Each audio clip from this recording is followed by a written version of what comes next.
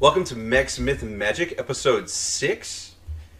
And I am Tony Avila with no websites, no presence on the internet aside from my usual social media. But I am joined by a person who is a lot more established than I am, and he is... Today I'm Danticus Anonymous, and I have no websites. Actually, that's not true. I'm Dante from DanteDreams.com.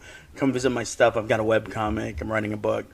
And enjoy. Yeah, we are all about the creativity here. I want to hear from my producer, though. Hi, my name is Eves.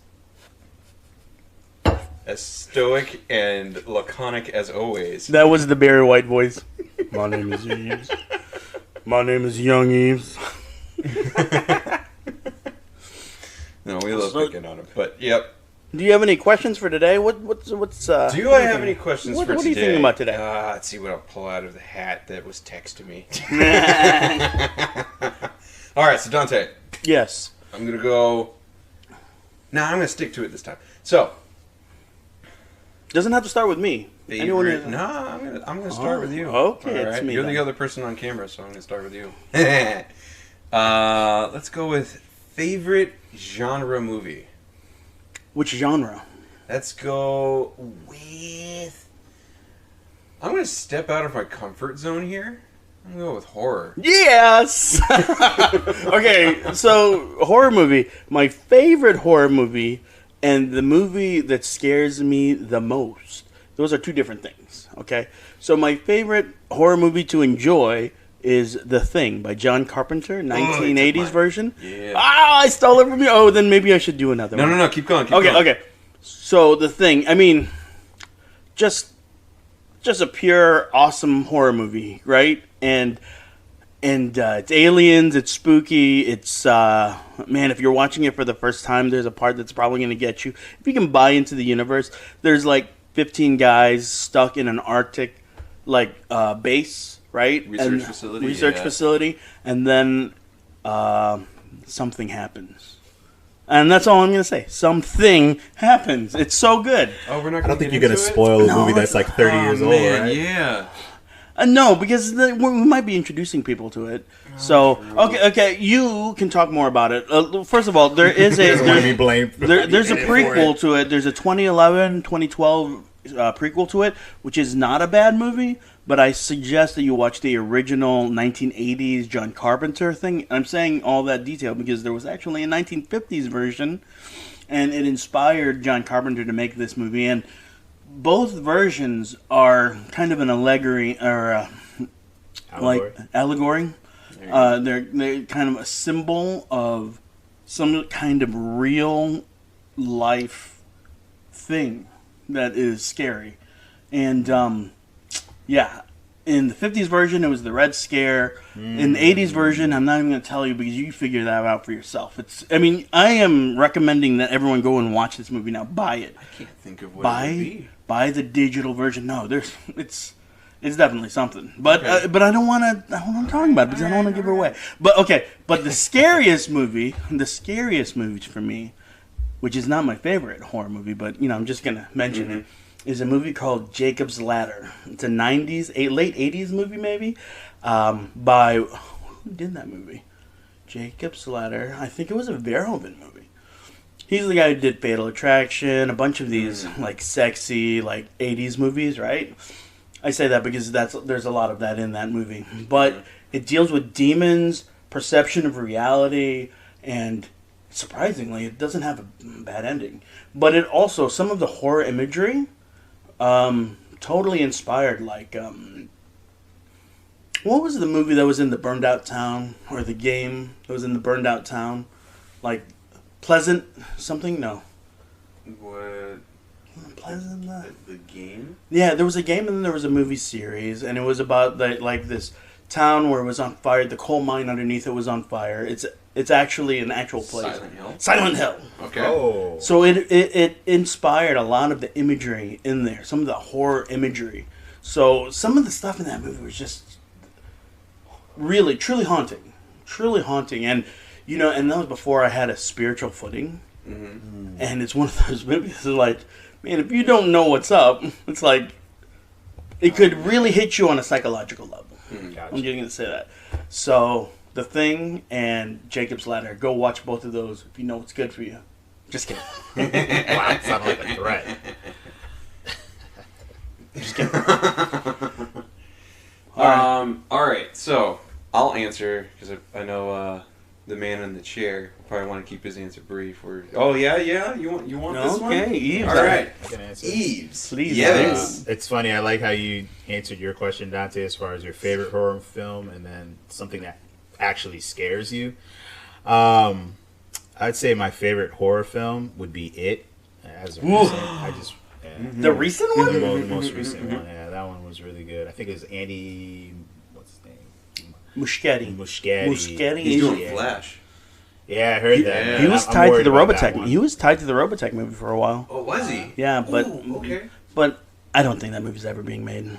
So was Spider-Man. Tobey Maguire. Tobey Maguire was supposed to be Rick Hunter. That's a Really? deep Yeah. pull, yeah. Yang, the full of horror this. director. Who's the Asian horror director? He did a lot of the Conjuring movies. That guy was tied to it. Oh, yeah? Yeah. Man, Okay. I can't think of his name. I know what you're talking about. He did not The Ring, but Conjuring. Conjuring. Mm.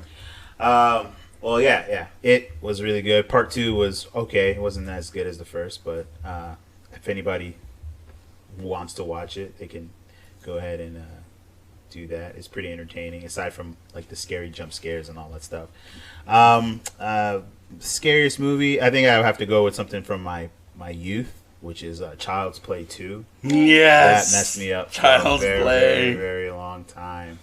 And I was scared of dolls for a very long time. I still probably wouldn't have a doll in my Dolls are house if I creepy. had a What did you child. think of Annabelle? Did you see Annabelle? I have not seen Annabelle. Creepy. I imagine so. I own- Because there's an actual Annabelle doll, right? Yeah. Yeah. Looks it's like in nothing a like that. museum or something. Okay, so those movies, the Conjuring movies, including Annabelle, James Wan, James Wan, there you who go. was associated with Was Robotech, he but Aquaman? No, he didn't do Aquaman, did he? what did? Yeah, he did. I think he did Aquaman. Yeah, he did. The guy is Yeah, a great it's director. crazy. He's Yeah. a great director. Did he also do a couple Fast and Furious movies? James Wan? No. Yes, he did Furious 7. Did he? Pull James it. Wan? Yeah. What? We gotta get I was- soundboards. Oh, wait, okay. No, James Wan, Knight Rider. These are all announced. The Crooked Man, The Nun 2, Tommy Knockers, Insidious 5, The Last Train to New York, Samurai Rabbit, Yeah. some untitled horror movie. Okay, but this is what you know him for. Aquaman, he's doing Aquaman King of Atlantis. Yeah, I can see that. The MacGyver TV series, The Conjuring, Malignant, Annabelle, Insidious, Jigsaw, Lights Out, Conjuring 2, Saw. He did all the Saw movies. Or most Wow, of them. okay. Saw 2, 3, yeah. He executive produced the ones after Saw 1. Yeah, okay. Okay. Yeah. But he did. I was actually looking at producer credits. Excuse me. No, it's all good. You I'm are not, excused. I'm not a You not a are producer. excused. Everything else was true. Yeah. But yeah. He did do Saw. He directed Saw. Yeah. Did the first one and Saw 0.5 or something like that. I guess. Yeah, so- Chris Rock movie? Maybe No, 10 years ago, he was associated with the Robotech movie, and of course that didn't happen because I don't know if that movie's ever going to be made. And I'm the biggest Robotech fan, you know. I thought some of the Harmony Gold stuff was solved so that we would be able to get one in the near future. So that might. So the Harmony Gold Japanese company, feud, Tatsunoko, Big West, I can't remember. Yeah. There were a bunch of companies that were involved with that. So they came to an agreement so Macross and the original properties can be distributed here, I believe, independent of Harmony Gold. So Nice. with these battle lines eased, it probably would be easier. I think Robotech is now owned, at least the property is now. I think it's still owned by Harmony Gold, but they're in talks or they are in association with Sony, Okay. which is a Japanese company. So you'd think that they'd be able to pull all the strings like Disney's pulling strings Yeah. to make it happen. But I'll tell you, it's going to be tough. Yeah. Yeah, so many of the fans have turned, it's you have to be careful with however you make that movie. I really do hope, because I'm a huge Robotech fan. Be as general as possible so you can nail all the points. Yeah, hopefully not to its detriment, though. Yeah. You know. Mhm. So it's hard to say. I mean, okay, so for a Robotech movie, I think, okay, so maybe someone outside of the perspective of the main characters and you can see them, right? And then that character, the outside perspective, can maybe do the 3 genres too, or the 3 generations too. So a lot like Robotech Battle Cry. Was Battle Cry like that? Battle Cry Yeah, was like that. it wasn't one. Pilot. It was a new guy. Yeah. No, I think even for like different, like maybe a pilot or something, but someone who's not the main character. So you like that, but does that? Battle Cry so much. I did too. The cell shaded, Yeah. 3D, or I mean, like the tradition of anime is to squeeze everything into one movie, which would do a disservice. That. It would be a disservice, I think. And then if they only did Macross, the Macross saga, the 1/3 of Robotech, then the fans of Robotech, the full thing, or the other 2 generations, will be disappointed because really they've only been showered with Macross. Like that's all Harmony Gold seems to want to, sell is Macross stuff. Yeah. I mean, It's probably the most popular in Japan as far as There you go. the series. So makes It sense. is. Yeah. But I could see them doing like a trilogy, but again, they probably would bank on the first movie doing well first. Yeah, so I think for a successful Macross or Robotech trilogy, first movie, it would have to be an outside perspective, and it would probably have to be from the 2nd or 3rd generation. So you're looking back at the history, like the Macross saga was like a flashback. I think that would be a successful way to do it, to make it a Robotech movie and not a Macross movie, because they could do just a Macross saga, and then it would just be like all the other redos of Macross. Yeah. Do you know if there's any live action Macross movie like? I'm gonna type up the official letter now. Yeah, writing it up. Dear future director, this is how it works. Anything else is not acceptable. Yours truly, your rabid fans. We say rabid. So I don't think there is a live action. No, I don't think so. They recently did a manga that is like a retelling of the Macross saga. Because I don't think there was a Macross manga before Macross. Internet, tell me if I'm wrong. But yeah, so I don't think so. So you have the original Macross series, which was like 82, and then like sometime around 84, 85 came the movie, Do You Remember Love, which was kind of a abbreviation of the series. But then in world they say that was a movie of the real events. I love how they do that. Yeah, man, that's cool. So if you watch like Macross Plus, which is supposed to be 20 years later, they have posters for Do You Remember Love, the movie, which is great. Meta. Yeah, Super meta. Pretty smart. So, off topic. Did you ever see the live action Gundam movie? No. There's a live action Gundam. There's a live action Gundam movie. I believe it was Canadian straight to TV, and it's called G Savior. No way. Look it up. Yeah. Is it any good? I mean, it was fun. It's the best way I can describe it. Not a good. It was like, there's this hostage crisis in space, and then it turns into somebody's holding a colony hostage. And much like Robot Wars, really Robot Wars I think is the only other reference I can make, where, they save a lot of the action for the very end. Like, all the budget goes into the last 20 minutes. Are you talking about Robot Jocks?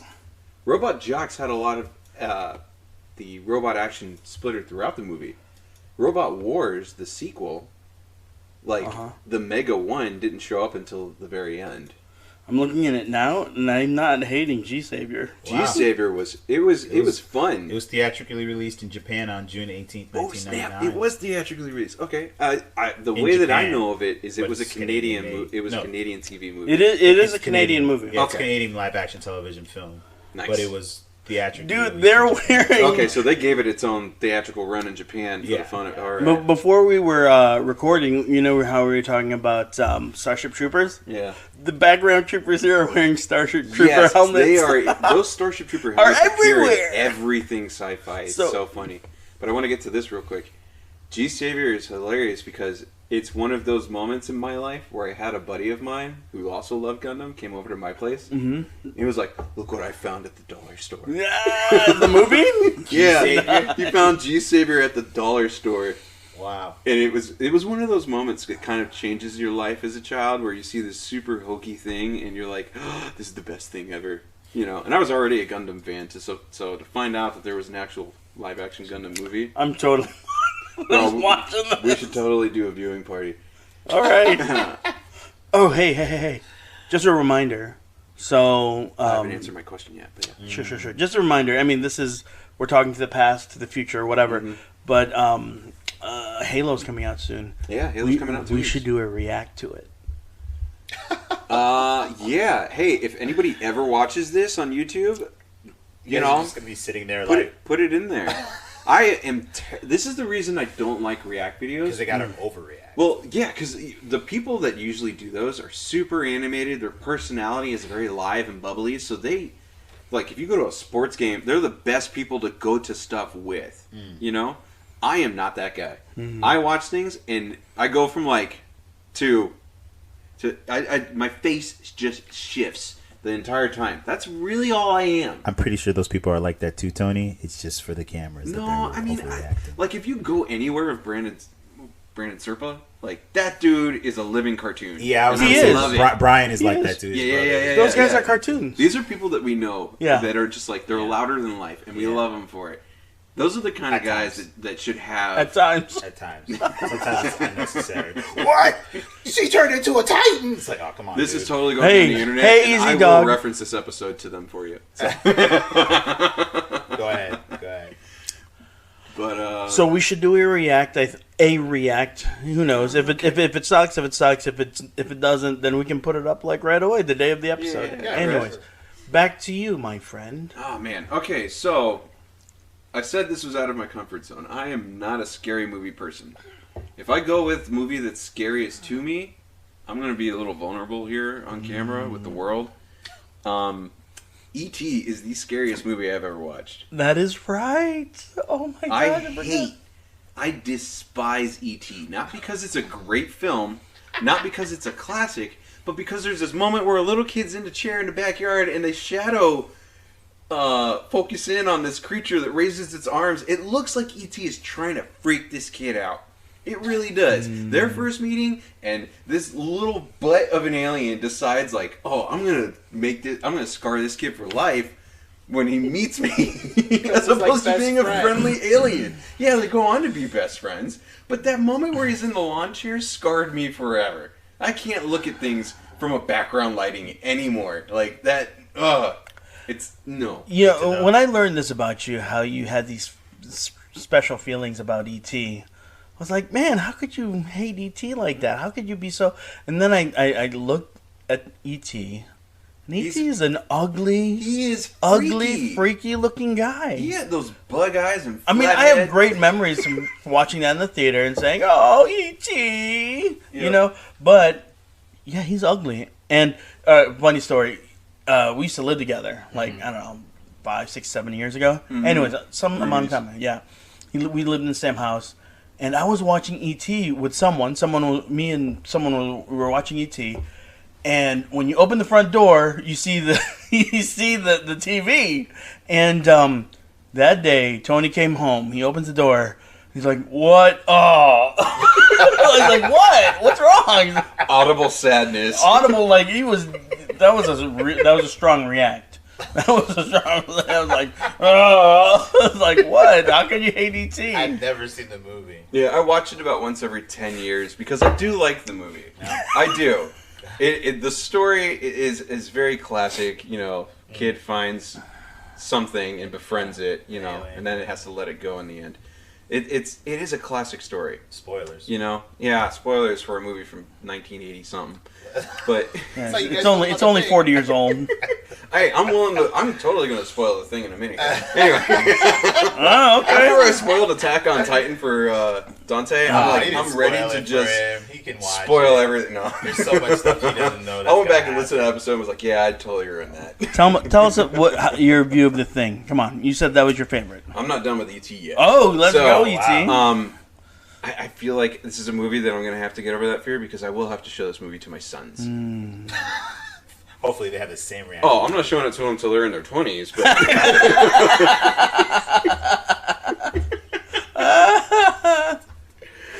maybe in their teenage years, but yeah, oh boy. How old were you when you E.T. watched it again? Me, I had to have been like 4 when I first saw it. That's scarring. The Witches did that for me. Bro, The Witches. so The Witches was Roald like Dahl. supposed to be scary. Man, I don't know, man. It felt like a comedy when I watched it as I got older. The Witches. That transformation scene is... Yeah, bro. Is that very when one of them gets shot in the middle and horror. you can see through her? I don't remember if she gets shot. I just remember. Was that there the one a with Goldie witches Hawn? convention. No. No. The Witches was... Live action, right? kids. These kids get turned into mice. Mice, yeah. Oh. At a witches convention. And they recently remade it. They stole the words right out of my mouth with Anne Hathaway, Anne Hathaway. as like the lead witch. Yes, man. You're on point. Thanks, bud. Yeah, man. I try. It's on Amazon, I believe, if you want to watch it. Something like that. Yeah. But I haven't watched it because I'm like, I don't know if I'm ready for that. Yeah. Not ready to have another classic movie ruined for you by the new interpretation. No. I think it's fine. I don't think they'll ruin it. I don't think The Witches was a bad movie. I think it was a good movie. I just don't think they will uglify her like they did with the other actresses. Yeah, they from the went all previous out movie. with that. Yeah. original. Oh, wait, is 'Cause I this don't know if it was new with any- Anne Hathaway? That's a new Yeah, thing? yeah, It hasn't been made yet? It's been made. It's on Amazon. Oh, it's Came on out The like in the Witches. past year or two. Yeah. Oh, okay. Yeah. I think it got shoved to Amazon because of COVID and not Perhaps, having a yeah. theatrical release. So, Yeah. but okay. Go So ahead. if I'm going scariest movie, it's E.T. If I'm sticking to the genre, I really like The Thing. But after you said it, I was like, I gotta come up with something else now. No. But I will talk about The Thing for a second. Sure, so please The do. Thing, for me, and I'm totally gonna ruin this for everybody because Dante wouldn't touch it. It's face. So The Thing, to me, is very sacred because it started my love for body horror. Like And gore? that idea, yeah. So I really like special effects and the way that they're done. And The Thing is so magical in its practicality. And I'm kind of dancing around the subject. So the movie basically is there is an alien that lives in the blood of people. And they don't know that they have it until like it basically starts using parts of their body. If anybody's seen the anime Parasite, that's like man. the G-rated version. What? Yeah. I feel like Parasite's probably more R-rated. Parasite? Parasite? It's a really good anime. Parasite's, Really good story. but it uses it in a very,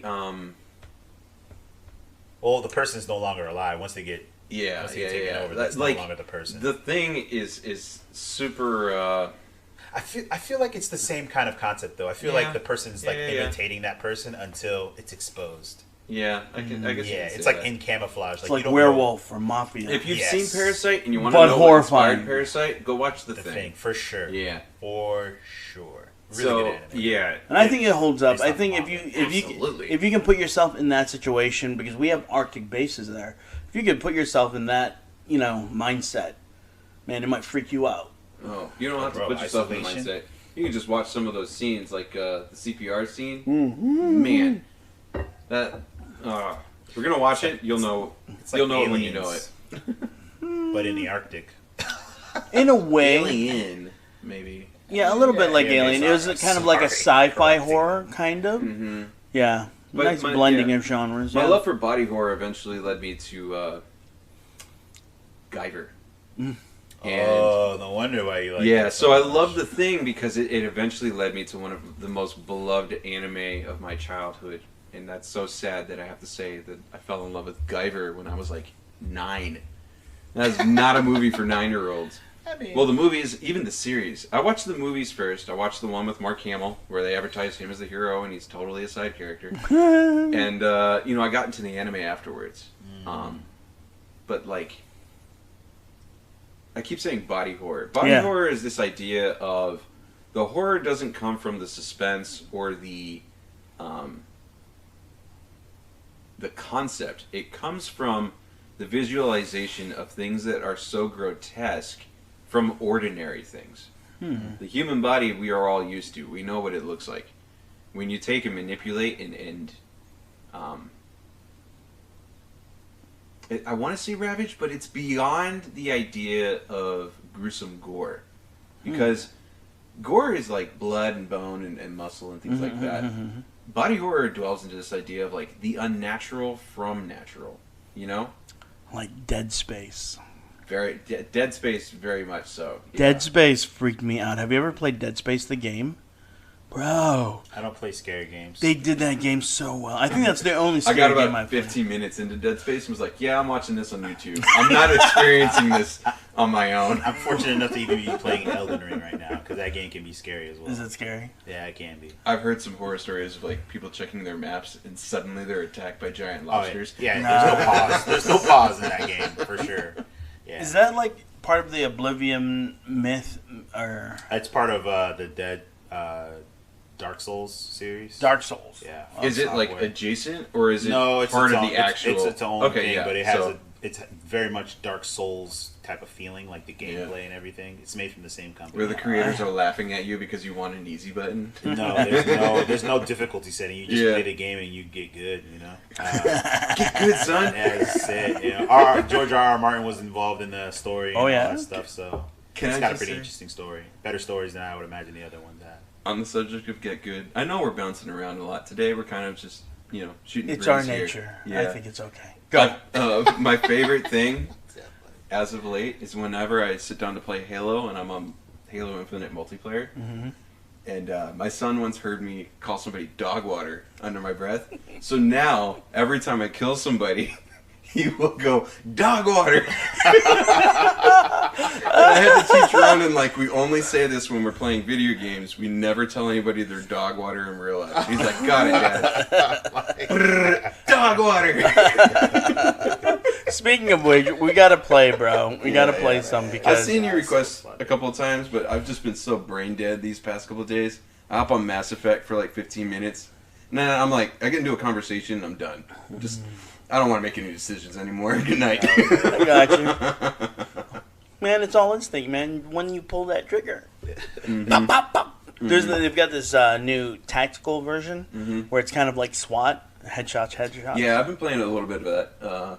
Tactical Slayer. Let's do it. Let's twitch it, bro. Yeah, my favorite was with the Ravager? Mangler. Yeah, that revolver that's got the, It's a shotgun. the drop rate that's super. Well, no, it's like a 6-shooter revolver now. Yeah. So yeah, well, But it's like a shotgun round, right? That's no, how it's just a giant caliber because Yeah. I know I think the Mangler is from Halo 3, and that one was like a shotgun. Mm-hmm. Yeah, the one that you could dual wield. Whereas this Mangler is just like straight up. I think of it as like a revolver. Does it have range? That's what I say is that the projectile coming out of that has a very steep drop.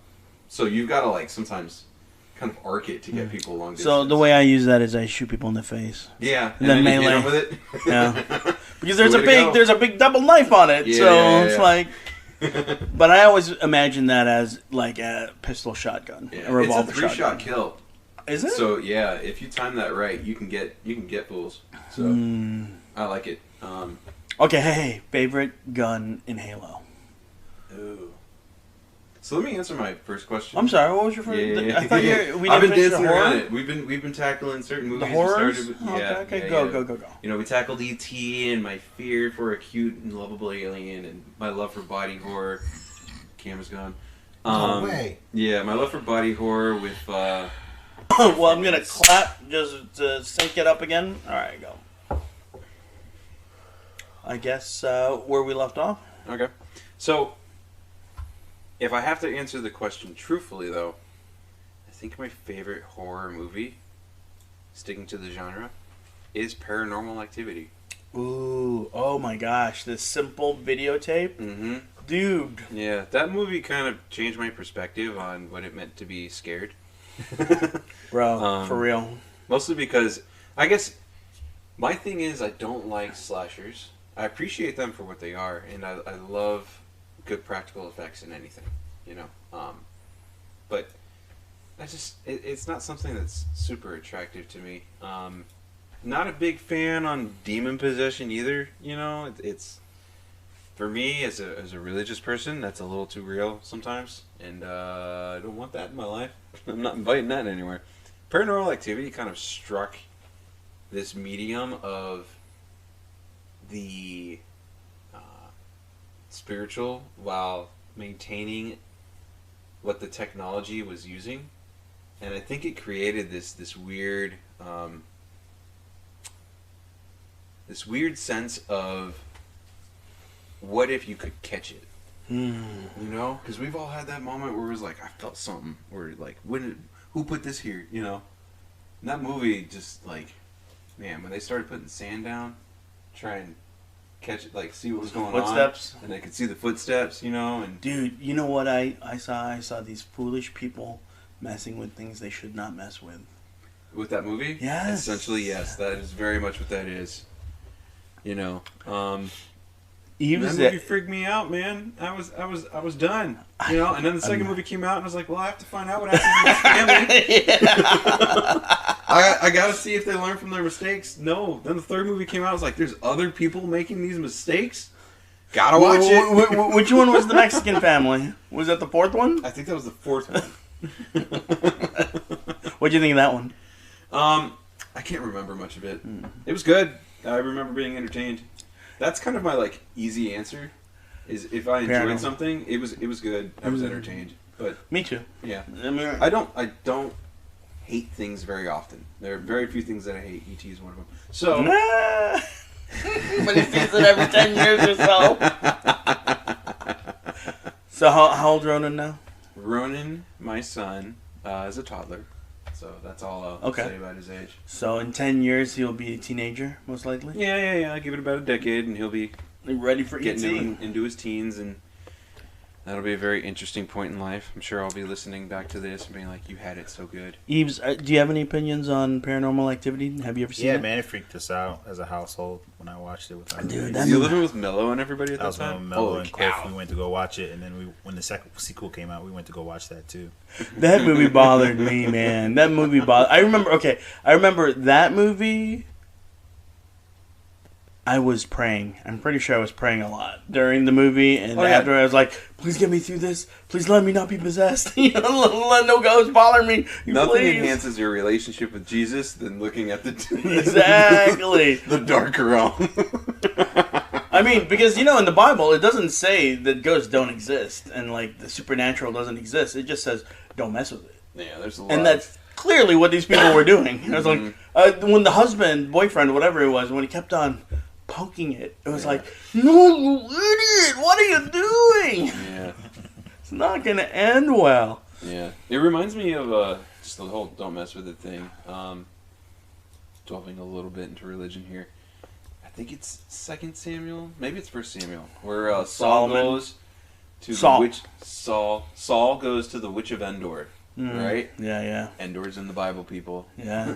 Force Moon of Endor. No, the Witch of Endor to recall, or it has to be in Kings because he recalls Samuel. Yes. Right? It's 2 Samuel as well. 2 Samuel? Okay, yeah. So this is one of those moments in the Bible that's kind of like he calls up the spirit of this holy man, Samuel. And then isn't Samuel grouchy? He's like, why have you done this? Yeah, he's like, very much like, what, man, I was done. I was out. And then you had to bring me back in. Yeah. Don't do this, people. Do not do this. It's fun to watch on a screen. Do not attempt anything in real life with that stuff. No bueno. No bueno. So, but Dante, I think you had a question for me. Maybe. Yes, what was it? It was about favorite... what was it? I don't know. Gosh, darn it. I seem to remember you being interested in some subjects about robots. Oh, Mechs, yeah. So we were talking, like maybe in our first episode about Mechs, not Mexicans, but as in mechanical, Mechs. Hey, there's such things as mechanical Mexicans. Yes, but then there would be a Mechs. Mechs. Mechs.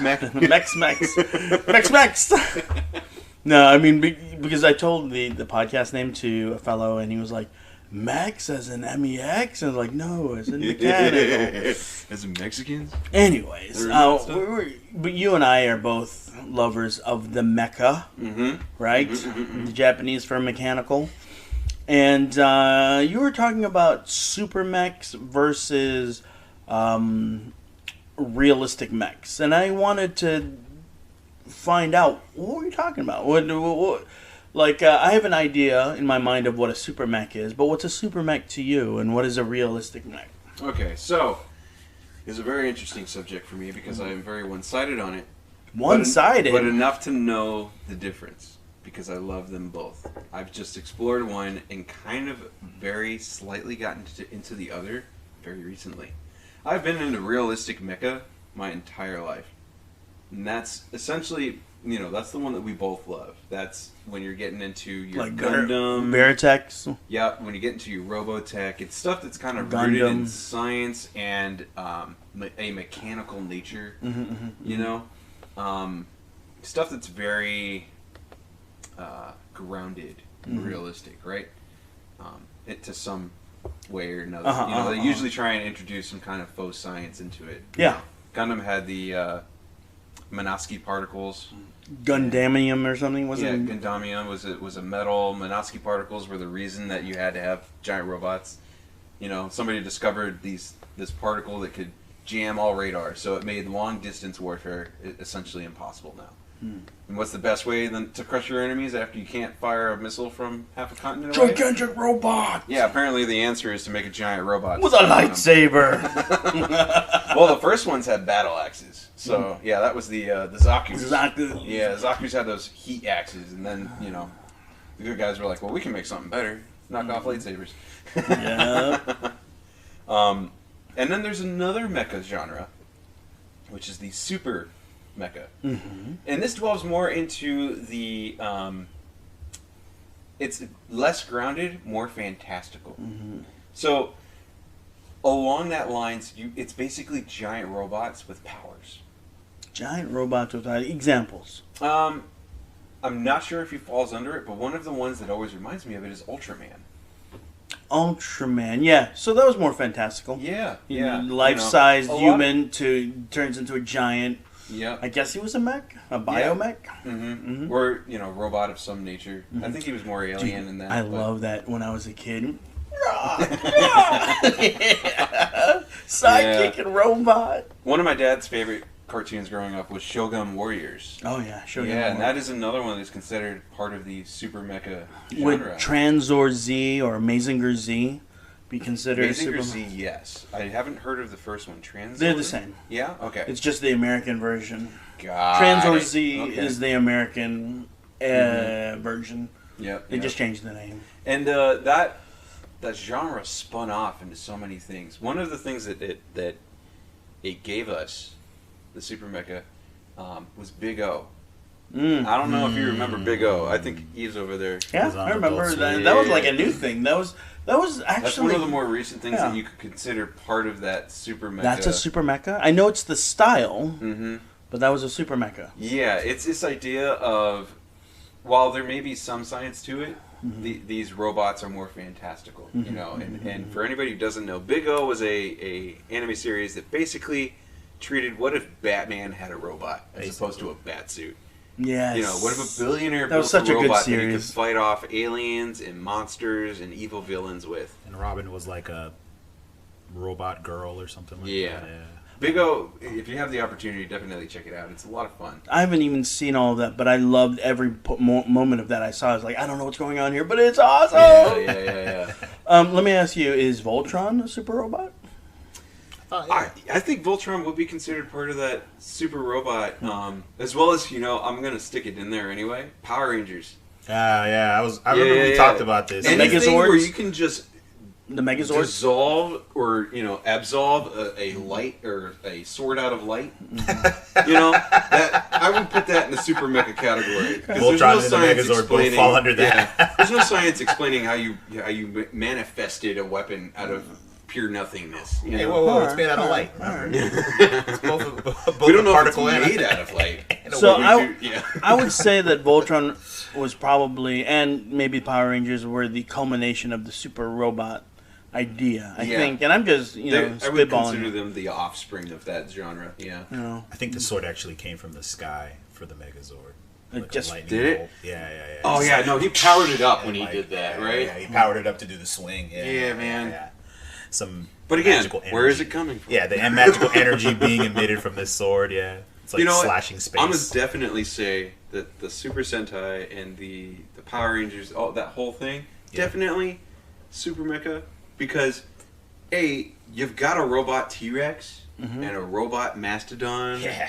And Triceratops. Pterodactyl, and these things act like those when they're not part of the Megazord. Like, yeah, no, it's going under that category. And then it's like interchangeable. Like, oh, you don't want to use these legs? I got Yeah. this other Pteranodon that you can attach to make like a tank. All right. So as for Mazinger, yes, it was an oversized robot, but he had like a jet pod robot, or helicopter that fit in the head.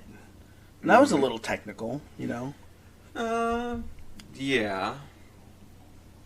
I guess there's some crossover. Yeah, there is a bit. It's usually, it tends to the differentiation between the two is how fantastical it gets. You know, with Robotech, which we talk a lot about, with Grounded Gundam, reality. if we want to get into some other mecha series, you can also look for Blue Gender. That's snap. a personal favorite. Really? Would you consider that mecha? Not like yeah. space horror?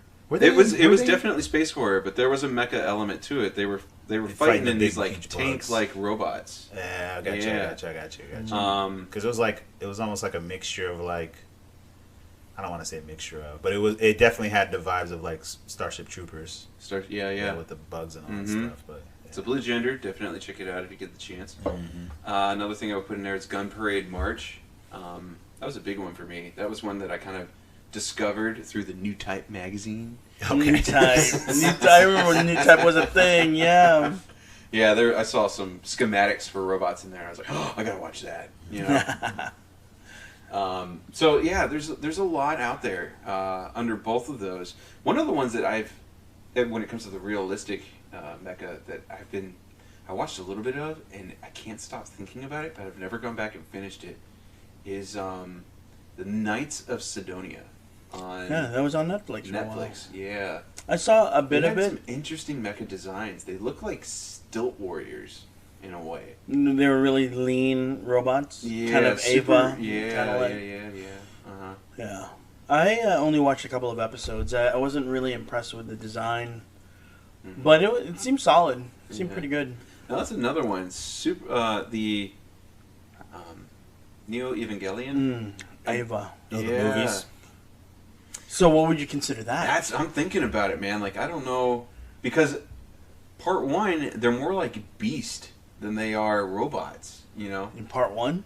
Well, that's just in my thinking. Just the first movie you're talking about. Well, just no. Like, my first thought is they feel more like Beast than robots. I shouldn't have said part one. Just like first thought, they're more like animals that have had armor put around them. They actually at are. The same, at the same time, actually are. They're angels, aren't they? Or no? They're like genetically. I guess you would want to say genetically human-grown angels. They are like skin and tissue, and then they have the Ava armor. Here's the thing, though. But they also have the souls of their If you mothers. watch this, the souls of the what? Souls of their mothers imbued into the Really? Mechs. Yeah. That's at least for two of the pilots. So here's the thing. If you watch the original series, the first few episodes, they just seem like giant robots. Using gigantic machine guns and gigantic knives, and they had to be plugged in. So you just totally thought they were robots. And then they're fighting these angel things that took on different forms. But then that was the reveal that they were actually Mechs, you know? Yeah. Reverse engineered angels that they put armor on. Yeah. So I watched Evangelion for the first time. The movies series. or the series? No, the first series. Nice. All the way through. Because I had always started and got about halfway on Toonami and Midnight Run. That was my introduction to it. And, I kept hearing about it, so I finally decided I'm just going to watch it the whole way through. I loved it. I thought it was great. But that first time that he finally unplugs, and they've got the 3-minute counter going down. Is it 3 minutes or 1 minute? I think it's like 3 minutes. Yeah, something like that. And that thing loses it. Like, just goes bonkers on the angel that it's fighting. I was like, these are not regular robots. This is not a regular robot. It starts series. roaring and like bro, the rage that came out of that thing breaks when it the just 18 screams at the sky. 18 feet. arms like twisting. So good. Dude, there was something about that series. So good. Okay, so I saw that for the first time in the early aughts with my buddy DNL, who watches the podcast. Hey. What's up, D? Yeah, he needs to come on. I saw he wants to come on. So we got to do that. We're gonna have a DNL episode, so there you heard it here, second, first, whatever. Anyways, so we watched that series all together, and I have some good memories of that. But, that movie, I watched it, it had mecha, but then it had this strong horror feel to it. I mean, anti-terror feel. Yeah. Like you were... Oh, yeah, ATV. And it almost had an X-Files kind of feel to it, because there was this mystery. They weren't really telling you at first what was going on. Yeah, the plan, Yeah. nerve, and all that. Yeah, and it had this great suspense portion of it. So yeah, I love that. It was like half mecha and half like, and some of my favorite mecha shows. It's not really about the mecha, like Robotech. It's really about the love triangles. It's really about the social, like, your familial, what your family's like. Are you together or whatever. Nah, it was about that for me. It's all about giant robots fighting each other. That's why you never saw Generation 2 and Generation 3. Yeah, pretty much. No, my love for mecha comes more from what drives humanity to build a giant robot and think that that's a great idea. Which it probably isn't. Yeah, which is why I was like with Gundam, I'm so fascinated with this idea of like, what if somebody discovered something that made all long-range weapons incapable? Like you just radar's gone. There's no way to be able to launch something and expect it to hit later, like half a continent away. Suddenly everything's analog again. Everything goes back to like you have to fire on sight, and the bigger the gun, the bigger the thing the gun is on, and that's essentially where Gundam went. Was like, okay, well, if we want a 108 millimeter cannon, I guess something's got to hold it, And I think the best take on that is Mobile Suit Gundam: The 8th MS Team. Yes, it's considered one of the great series, man. And it to sum it up, it's basically in Southeast Asia, you've got giant robots walking around trying to fight each other, but they know and can see each other. So now you're discovering this tank warfare where they're digging trenches and having these giant humanoid machines kneel so that only like from the shoulders up, and then the barrel of the gun is sticking out. Which, we do with tanks. We dig these trenches, and the thing will back down into it, and all you can see, you can just barely see over the sight line, and then there's a barrel sticking out, ready to fire at whatever is there. And that tank warfare mentality done with a different means of deployment was so fascinating to me. And then you take it into space, bro. It's like, well, the idea of, well, what can carry this thing no longer applies. It's more like, well, we have this giant machine. Let's see how much stuff we can stick on it now. Get some rocket boosters. We can give it, like, instead of a lightsaber, a javelin and a bazooka and a missile launcher and, heat-infused whip. Yeah, Let's just stick a starship on its back. Yeah. Just about. So... yeah, I tend to move more towards the human evolution aspect of mecha more than the interpersonal connection. I just want them to look cool, and the interpersonal stuff. I gotta look cool. My first love story ever in my life was Mid-May and Rick Hunter. Oh yeah, like, that was the first time I was like, will they, won't they? Okay.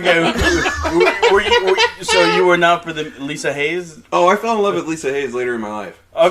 So which one should he have hooked up or ended up with, Lisa or Min-May? Well, to this day, after realizing he's a Mormon and he can have both of them. No, I'm just wow. Just kidding, Mormons. Go on. Sorry. After realizing the shortcomings of my own outlook, I am Team Lisa all the way. Me too. Yeah. Me too. I mean, there was a part of my youth that was like Min-May, but Lisa Hayes. Man. Yeah, but she's the character that called him higher. She was like, act like an adult. She was and a full package. Treat you like an adult. She was a full package. Yeah. Whereas Min-May was just childhood fun. She's like my wife. Act like an adult, and I will treat you like an adult. Wow. I won't treat you as a child if you don't act like me. Wow. So it's a good wife. I don't know. Maybe there's some Freudian slips in there. Maybe. Wow. She's like my wife. I wonder if you can like backtrack through all the cartoons I've watched, and you look at my current life. That makes sense. Right on. How he got there. Right on. That's good. Oh man. So there, just to backtrack on the horror thing, you were talking about body horror, and I was wondering, have you ever heard of an author named Brian Lumley? He wrote a series of books under the name Necroscope. Necroscope was the first novel. Ooh, Necroscope sounds really familiar. It was kind of like the Necroscope was a guy who could talk to the dead, and by doing this, he could gain powers by talking to the dead. But his enemy was a vampire, but it was a different kind of vampire. Sounds super familiar. So the vampire were metamorphs. They could they came from a different dimension, and their technology was based on on the body. Mm-hmm. They could transform their body into whatever. Mm. Like their castles were made out of their bodies. Wow. Yeah. And so their castle was made out of their body? Yes, in their dimension. I don't think they could do that on Earth. But I don't know. It's been a long time since I read it, but it's an interesting series. You might want to read it. It's well, I don't know. I don't even know if I can recommend them. I was reading it when I was a teenager, and they were pretty adult. So. Yeah. All right. But so that sounds similar to Parasite because they can change their arms and stuff into blades. Once they take I haven't seen that. You gotta watch it, man. It's really good. It's Parasite's short too. Interesting. Yeah. Okay. Short. Yeah, it's 20, 30 episodes. It was really good. Very good show. Mm-hmm. Yeah. Mm-hmm. Good adaptation of a manga. So. Yeah. Mm-hmm. I think there's a live action version too. Is there? Parasite. Yeah. Whoa. Okay. I think it follows. Yeah, isn't it a Korean movie about social structures? No idea. Parasite. Yeah, I won an Academy Award. No. It wasn't that movie. I'm just kidding. different type of Parasite. Wow. Even though that movie is really good, actually. It is. Really, really and good. It is a horror movie of a different sort. Yeah. Because it was promoted really much as a horror movie, but when you watch it, this isn't really a scary movie, but it is, kind of, Mm-hmm.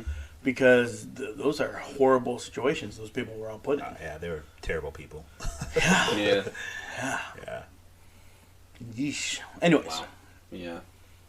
So, I think we're running out of things to talk about, but we're hoping that you're enjoying the new music at the beginning of our episode. It is Insect. Yeah. By I think the band's 3-4. Yeah. And we just want to give them a little credit. It's been on for a couple of episodes. Tell us what you think. Cool.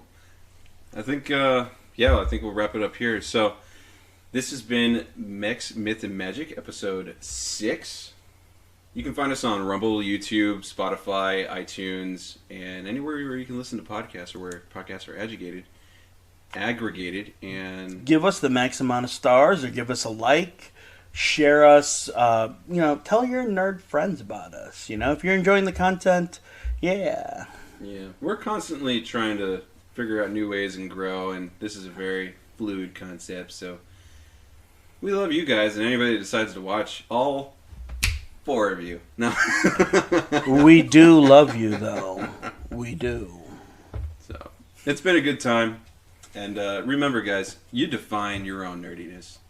So, have a good night. I thought it was you define your own fandom. I'm switching it up, man. You gotta call me out. You gotta stick to. You gotta pick a tagline. You define yourself. Stick to. Define yourself. Hey guys, feel free to comment and to give us ideas of what you want us to talk about. And if we share those interests, maybe we'll talk about them. And even if we don't, maybe we'll just invite you on to educate us in things we don't know about. Yes, maybe.